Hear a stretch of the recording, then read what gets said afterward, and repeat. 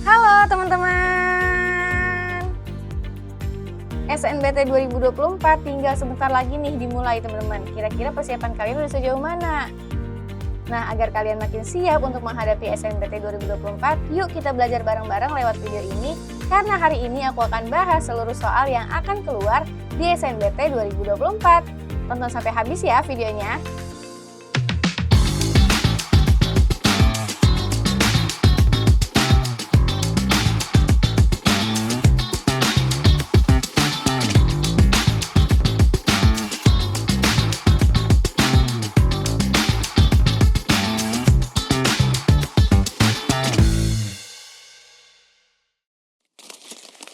Oke, kita masuk ke soal pertama ya, teman-teman. Di sini kita akan bahas nih soal tentang makna kalimat. Kita lihat dulu kalimatnya nih. Hindari berolahraga berat, berdiri terlalu lama di dekat barang elektrik seperti microwave atau meletakkan ponsel maupun pemutar musik di dekat alat pacu jantung. Apabila memiliki keluhan beberapa hari setelah pemasangan alat, segera konsultasi hal ini ke dokter. Kata keluhan pada kalimat apabila memiliki keluhan beberapa hari setelah pemasangan alat, segera konsultasi hal ini ke dokter memiliki makna apa, teman-teman? Nah, di sini adalah yang ditanyakan mengenai makna kata dari suatu kalimat. Kata keluhan ini dalam konteks kalimat ini apa sih, teman-teman? Sebelum jawab, tentunya kita harus pahami dulu makna dari kata keluhan ini. Kata keluhan ini maknanya itu apa sih, teman-teman? Maknanya itu adalah perasaan keluh, atau susah, atau menderita. Nah, berarti kalau kita kaitkan makna kata tersebut dengan kalimat ini, keluhannya, berarti yang mana, teman-teman? Kalau makna kata keluhannya itu adalah perasaan keluh, susah, atau menderita. Yaitu udah jelas banget yang D ya, teman-teman, ketidaknyamanan. Kenapa ketidaknyamanan? Ketidaknyamanan berarti kan sama aja dengan dia itu apa? Menderita ya. Makna kata keluhan ini tadi. Dan juga ini adalah sesuai dengan konteks kalimatnya, teman-teman. Di sini kita lihat apabila memiliki keluhan, nah kalau kita dimaknai dengan ketidaknyamanan, beberapa hari setelah pemasangan alat, segera konsultasi hal ini ke dokter. Nah, ini udah benar banget ya, teman-teman. Jadi keluhannya ini bermakna ketidaknyamanan setelah pemasangan alat. Bisa langsung konsultasi ke dokter, teman-teman. Jadi seperti itu ya, teman-teman, untuk soal ini. Kita harus menyesuaikan maknanya dengan konteks kalimatnya. Oke, next soal nomor 2 masih tentang makna kata lagi, teman-teman. Di sini ada kalimat singkat nih sekarang. Rumput laut merupakan komoditas unggulan yang memiliki peluang besar untuk dapat mengatasi persoalan kemiskinan. Makna kata komoditas pada kalimat di atas itu apa? A. Benda niaga, B. Hasil bumi, C. Daya tarik, D. Barang dagang, E. Bahan mentah. Makna kata komoditas.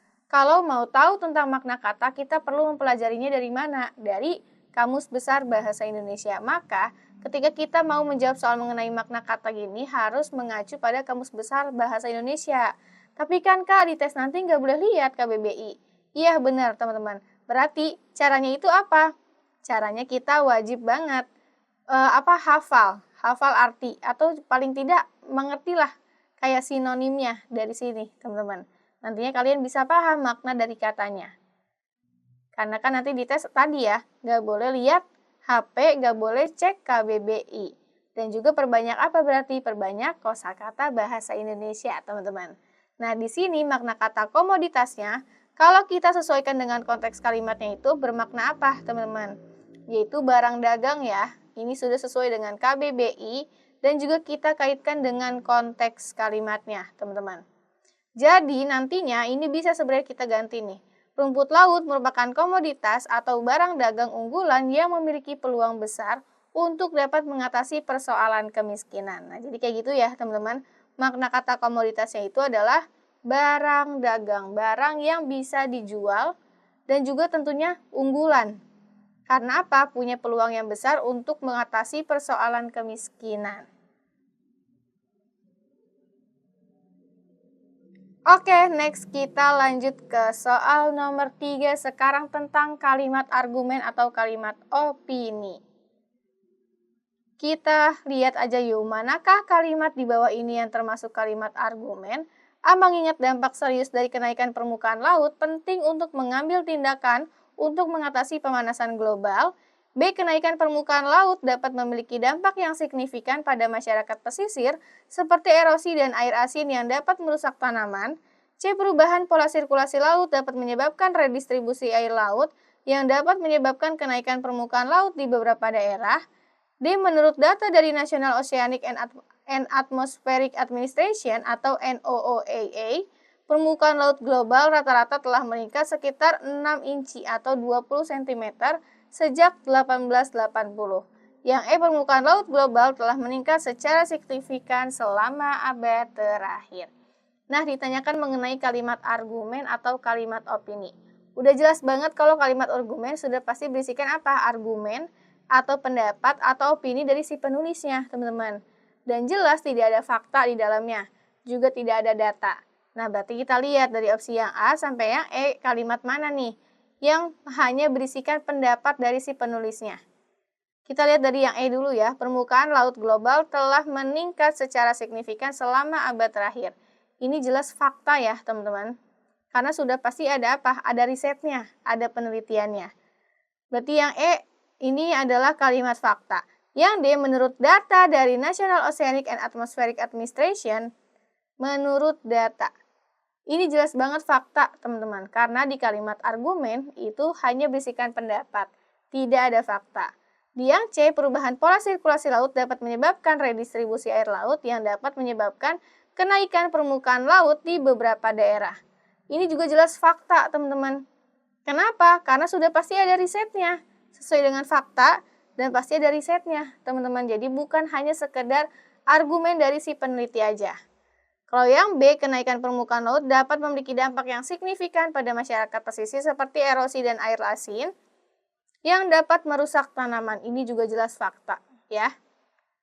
Sesuai dengan kenyataan apa yang terjadi. Berarti yang argumen mana, teman-teman? Yang A nih. Mengingat dampak serius dari kenaikan permukaan laut, penting untuk mengambil tindakan untuk mengatasi pemanasan global. Ada kata penting, nah ini adalah bentuk argumen atau pendapat. Dari si penulis kan belum tentu penulis lain mempunyai pendapat serupa ini. Mempunyai argumen serupa. Berarti udah jelas banget kalimat argumennya itu ada di opsi yang A, teman-teman. Tunggu dulu teman-teman. Sebelum aku lanjutin ke soal nomor 4, aku mau ajak kalian dulu nih untuk like video ini, kemudian subscribe, dan juga jangan lupa nyalain notifikasi ya teman-teman. Karena kita bakal ketemu setiap hari loh, nggak cuma sama aku, tapi ada mentor lainnya juga. Dan juga jangan lupa share video ini ya ke sesama pejuang PTN lainnya. Kalau udah, yuk kita mulai soal nomor 4-nya. Oke, kita lanjut ke soal yang nomor 4 ya teman-teman. Di sini ada kalimat dan perlu kita perbaiki nih. Hutan merupakan penopang kelestarian kehidupan di bumi karena tidak hanya menyediakan bahan pangan ataupun bahan produksi, melainkan juga menjadi penghasil oksigen, penahan lapisan tanah, dan penyimpan cadangan air. Kalimat di atas menjadi kalimat baku apabila diperbaiki dengan cara apa? A. Menambahkan tanda koma sebelum kata karena. B. Mengubah kata penyimpanan menjadi menyimpan. C. Menulis kembali kata hutan. C. Menulis kembali kata hutan setelah kata karena. D. Mengubah kata melainkan menjadi tetapi. E. Mengubah kata ataupun menjadi dan. Nah, ini adalah kalimat yang belum baku, berarti masih belum sesuai dengan ejaan, masih belum sesuai dengan kaidah bahasa Indonesia. Kira-kira yang mana sih, teman-teman? Yang perlu diperbaiki dari kalimat ini? Yang perlu diperbaiki itu adalah di konjungsinya, teman-teman. Terutama di konjungsi sini nih, ataupun. Kenapa perlu diubah? Karena kalau kalian lihat konteks kalimatnya, teman-teman. Hutan ini merupakan penopang kelestarian kehidupan di bumi karena tidak hanya ada kata tidak hanya. Berarti kalau tidak hanya ini artinya apa? Punya keduanya ya, teman-teman. Menyediakan bahan pangan dan juga bahan produksi. Ada kata tidak hanya di sini. Berarti itu menunjukkan dua ya, teman-teman. Dua fungsi dari hutan ini. menyediakan bahan pangan, dan bahan produksi. Nah, berarti di sini perlu kita ubah pakai apa tadi? Menggunakan konjungsi atau kata hubung dan di sini, teman-teman. Dan berarti ada di opsi yang mana nih? Ada di opsi yang E ya, mengubah kata ataupun menjadi dan. Oke, kita masuk ke soal yang nomor terakhir nih, teman-teman, mengenai penokohan dari suatu cerita. Di sini ada kalimat, ada paragraf singkat, kita baca dulu yuk. Di sebuah kota kecil yang damai, terdapat seorang gadis bernama Nina. Nina dikenal sebagai individu yang penuh empati dan selalu siap membantu orang lain. Ia sering terlihat bekerja sebagai relawan di pusat kesejahteraan masyarakat, membantu mereka yang membutuhkan. Tidak hanya itu, Nina juga memiliki ketertarikan yang besar terhadap seni lukis dan sering mengadakan pameran seni untuk mengumpulkan dana bagi amal. Kelembutan hati Nina menciptakan aura positif di sekitarnya dan banyak orang yang merasa nyaman berbagi cerita dan kesulitan mereka dengannya. Apa kegiatan yang sering dilakukan Nina sebagai bentuk keterlibatannya dalam masyarakat?